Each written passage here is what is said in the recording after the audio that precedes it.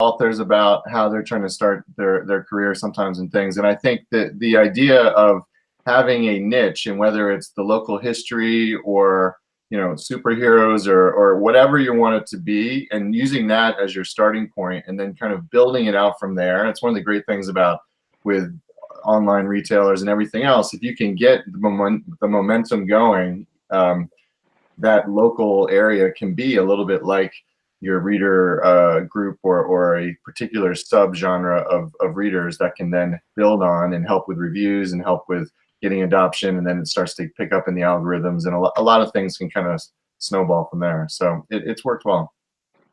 So you mentioned there's obviously all of history is available at your disposal in some sense. How do you go about choosing one historical event over another to center a mystery around? Yeah, that's a good question. I mean, there is a lot to choose from. One of the cool things about Virginia history is a lot of Virginia history, early Virginia history, is also key U.S. history. So that's good. But like I said, a lot of it I pick on what do I find interesting. I always say, if you're writing about something, especially if you're starting out writing and you write about something and you enjoy, that passion is going to pour out on the page.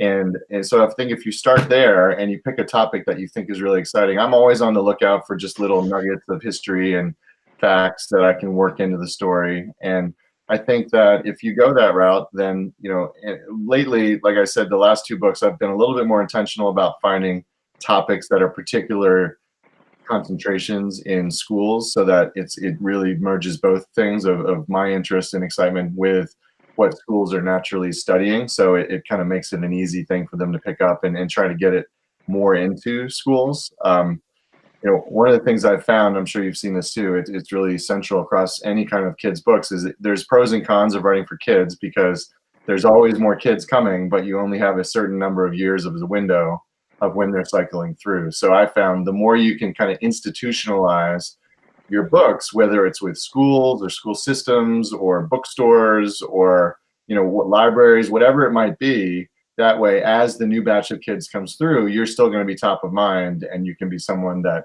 hopefully is going to continue to gain adoption over the years, even as the next batch of kids come up.